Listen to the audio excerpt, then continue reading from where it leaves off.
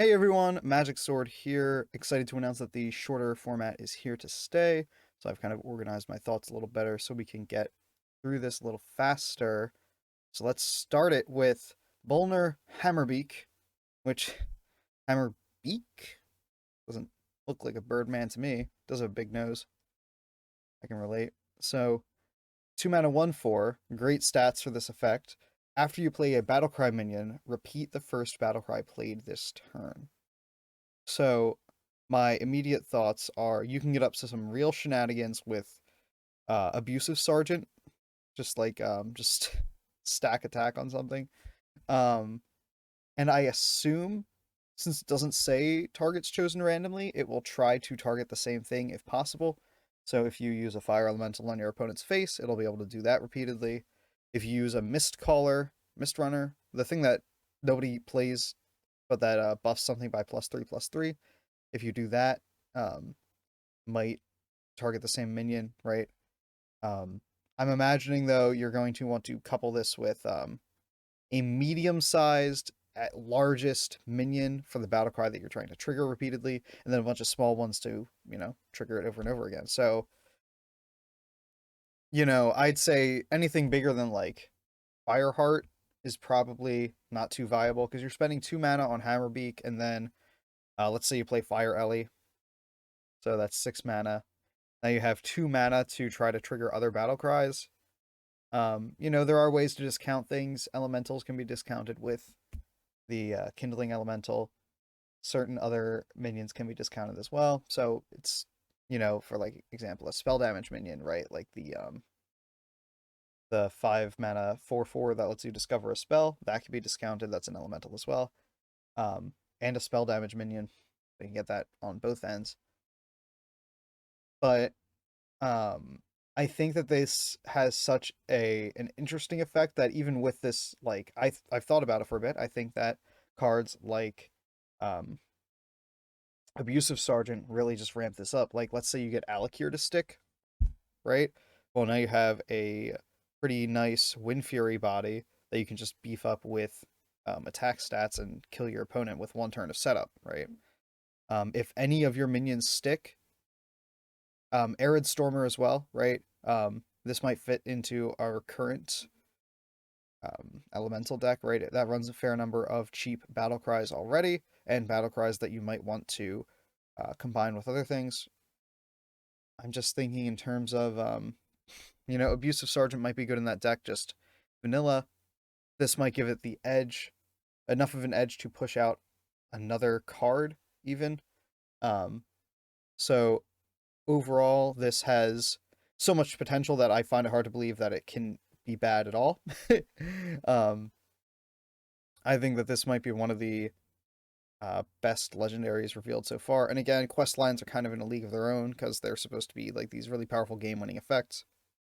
So excluding those, just like compared to the other minions, I think this is one of the broadest, most interesting ones we've seen, and I look forward to seeing how people will break the game with it. Um, our next two cards are a little less exciting. Counterfeit Blade, 4 mana 4/2 weapon for Rogue. Gain a random friendly death rattle that triggered this game. This, we've had a similar weapon in the past. It was like a Necrovile weapon. Um, that was a 3/2 that triggered on a death rattle you had on the board. So on the one hand, this is like slightly more powerful just as a weapon, but because you have less agency, an ability to choose the death rattle that gets triggered, right? So this is cool in that the death rattle is like on the weapon because that itself kind of does some other kind of adds a layer to it, right? But the big difference between those two weapons is that this is a random friendly death rattle that triggered this game versus a death rattle that's on the board, on your side of the board at the moment, right? So the attack difference in the cards is pretty negligible, honestly. But I think that this is and again, this would not work with Elwyn Boar. Elwyn Boar is concerned with the number of boars that die, not the number of death rattles that trigger. Um, but this is a pretty interesting card. I'm not too sure that Rogue has too many death rattles get that could be very useful. Oh, this is literally the only rogue card that's been revealed. So I am not missing anything. Okay. So cool weapon, lots of potential because of course we have no idea what the rogue cards are going to be. Current death rattles in the game don't excite me too much. Um, I feel like when they introduce something like this as like a core component of an archetype, they introduce some more support. So jury's still out on whether this will be good. I will say that just like the previous card, it has a lot of potential, right? Just not nearly as much for like an OTK or anything wild like that. Just potential to be a strong card that helps build an archetype. So next is Lightbringer's Hammer, 3 mana 3/2 with lifesteal, can attack heroes. Pretty straightforward weapon. I quite like it, honestly. Um, this is just a nice, card to help you survive the mid game, potentially pushing some sort of later game archetype with Paladin here. And I think that might be the case for the dude Paladin, right? Because if you are trying to play all those one cost cards, it might take a little bit, right? You have to draw them. You have to you have to draw them and then not run out of steam, right? So you need to balance drawing all your one drops for the quest while also having a board presence, keeping up with the game. You can't just like stay, all right, wait for me to play my quest, then we can play the game, right? No, it doesn't work like that. So this lifesteal weapon can attack heroes, so it's specifically not an aggro weapon, right? Might be very useful for anything that's concerned with board control while also playing maybe some weaker minions, right? So I think that this will work quite well in that deck, as well as perhaps another deck we haven't seen yet. The one unfortunate thing is that we know Prismatic Jewel Kit, that's the tool that they got, that is competing with this now, right? They introduced another weapon alongside it that is now competing with it.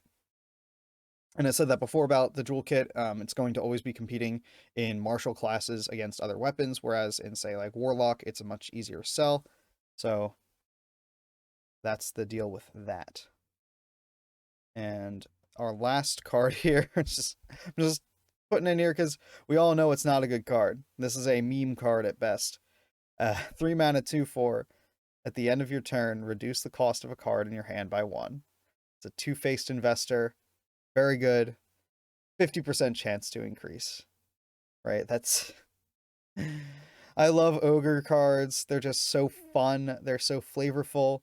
They find new and inventive ways to put that 50% chance text on there. I think one of my favorite cards is still the ogre that has the optimistic ogre that has a 50% chance to attack the right target. And just, this is a bad card. Please don't run it. Please don't build an OTK around like, I need to get the one tick on the decrease there. I need it. Don't do that. Don't do that to yourself. Don't do that to us. Just play the game normal, please. And that's it. That's that batch of cards. There are a couple more cards out right now, but they are thematically related, so I was going to save them for the next video, which if you want to see that, go ahead and subscribe. If you like what we do here, go ahead and hit like. Tell us below what stupid stuff you're going to do with Two-Faced Investor in the comments, and I'll see you later today.